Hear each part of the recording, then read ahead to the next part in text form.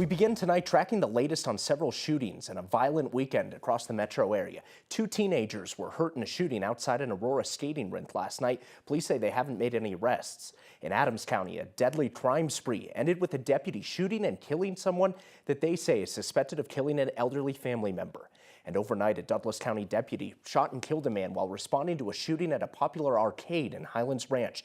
Deputies there say an argument between 2 women inside led to shots fired inside. Thanks so much for joining us this Saturday evening. I'm Mark Salinger. The Douglas County Sheriff's Office has not made it clear if the man that deputies shot and killed had anything to actually do with the initial shooting that involved 2 women. 9 News reporter Janelle Finch joins us live from Main Event in Highlands Ranch. And Janelle, you've learned new information this afternoon.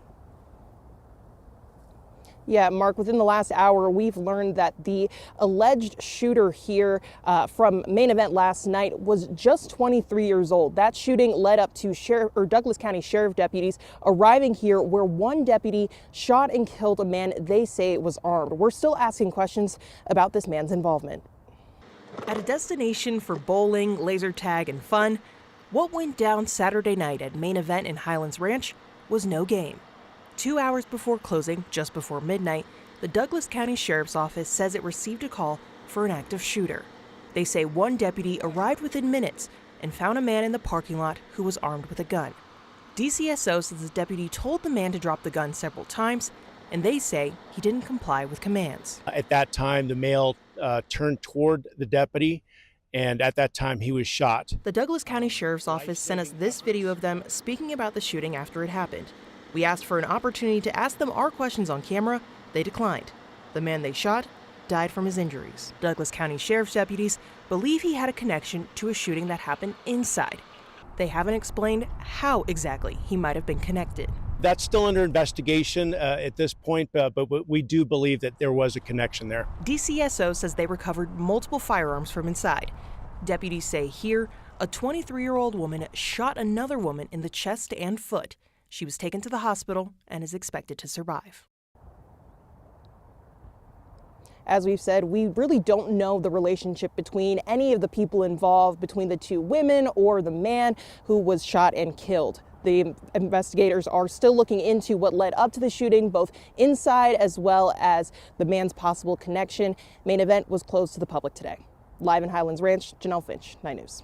Janelle, thank you. Still a lot of questions in this case. So let's dig in more into those other shootings that we mentioned at the top of the show. In Aurora last night, 2 teenagers were hurt after a shooting outside a roller skating rink. It happened at the State City on East Girard Avenue. Police say they described it as a shootout. They say a 16-year-old boy was seriously hurt and a 14-year-old girl was also injured. In Adams County, a deadly crime spree ended when a deputy shot and killed a man who was wanted for murder. Brighton police say it happened just after 9 a.m. on Saturday with a call about an assault. That's when it started. Officers responded to find a 72-year-old man dead. They determined the suspect was a family member. They say that man took off, carjacked someone, and fled into a relative's home. Deputies found him with a gun. They say the man shot at a deputy, and the deputy shot back, killing the suspect. That deputy was not hurt in the shootout. And the violent weekend continued. We're learning more about yet another shooting that injured a 15-year-old boy last night in Aurora. Police there say the teen was in Montview Park just before midnight when he said 2 men tried to rob him at gunpoint. He said he fought back and they shot him in the hand before he ran back to his home. He was later taken to the hospital. Aurora police say they have not arrested anyone yet in this case as well. So all these cases are actively under investigation. If you know anything, police want to hear from you. We have information on how to contact them in each one of these stories on our website at 9news.com. Want to turn now to the weather, taking a live look over Denver tonight. It was sunny, but it was cold out there today. Winter is truly back this week after a taste of spring to start off February. The mountains, though, are really getting hammered with all that snow. This is a live look at Steamboat there. You can see they're buried.